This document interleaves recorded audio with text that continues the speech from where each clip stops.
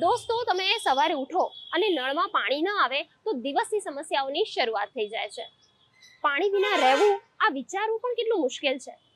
અને જે રીતે ભૂગર્ભ જળ આપણે વાપરી રહ્યા છીએ તે રીતે તો તે જલ્દી ખાલી થઈ શકે એમ છે. આથી આ સમસ્યાનો સામનો ન કરવો પડે એ માટે અમદાવાદના અમિત દોશીએ એક એવું ડિવાઇસ તૈયાર કર્યું છે જેની મદદથી સરળતાથી વરસાદી પાણીનો આપણે ભૂગર્ભ જળ તરીકે સંગ્રહ કરી શકીએ છીએ. પાણી વિના જીવન વિચારવું પણ કેટલું ભયાનક છે. કુદરત આપણને જે જળ આપે છે એનાથી શુદ્ધ શું હોઈ શકે? 25 વર્ષથી જે અમારો અનુભવ છે કે વરસાદના પાણીથી એક તો રસોઈ બહુ જ સરસ, મીઠી, સ્વાદિષ્ટ બને છે.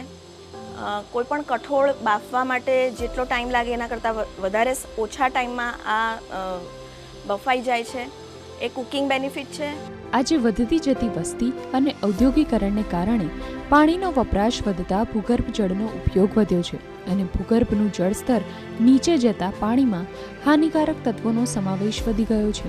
આ સમસ્યાને રોકવા એકમાત્ર ઉપાય છે ભૂગર્ભ જળને રિચાર્જ કરવાનો, અને એનું બીડું ઉપાડ્યું છે અમદાવાદના અમિત દોશીએ. લગભગ દરેક છત ઉપર મળતું વરસાદી પાણી, એને છત ઉપર રહેલી અશુદ્ધિઓને કચરો દૂર કરીને જો એ જ પાણીને આપણા બોરવેલમાં સંગ્રહ કરવામાં આવે તો તરત જ, એટલે કે થોડાક જ વર્ષોમાં ગ્રાઉન્ડ વોટરના નીચા જતા સ્તર અટકાવી શકાય છે. ડાયલ્યુશન ઇફેક્ટથી એના TDS અને હાર્ડનેસ ઘટાડી શકાય.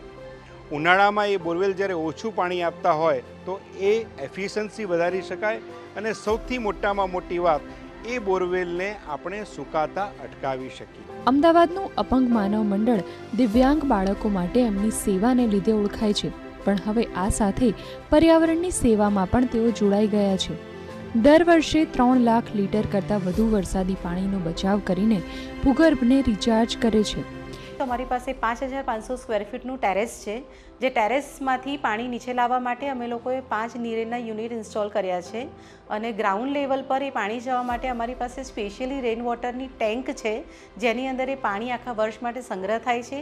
એ ટેન્ક જ્યારે ઓવરફ્લો થઈ જાય છે તે અમારી રેગ્યુલર ટેન્ક છે, જેમાં બોરવેલનું અને મ્યુનિસિપલ કોર્પોરેશનનું પાણી આવે છે. એમાં એ પાણી સ્ટોર થાય છે, જેથી બોરવેલનું પાણી અમારે વધારે રેની સિઝનમાં યુઝ કરવાનું આવતું નથી. એટલે એક તો ઇલેક્ટ્રિસિટીની બચત થાય છે, પાણીની બચત થાય છે, રેની વોટર બાળકોને સિઝનમાં પ્યોર સીધું જ મળી રહે છે. અને એ વોટર પણ જ્યારે ઓવરફ્લો થઈ જાય ત્યારે પછી એ અમારા જે જૂના બોરવેલ્સ છે એને અમે રિચાર્જ બોરવેલમાં કન્વર્ટ કર્યા છે, એટલે જમીનમાં એ પાણી સીધું જાય છે. રેઇન વોટર હોય તો એની એક આખી અલગ ક્વોલિટી છે, અને અમે 18,000 લીટરની ટાંકી બનાવી છે, અને એનું કોઈ બહુ વધારે કોસ્ટિંગ થયું નથી.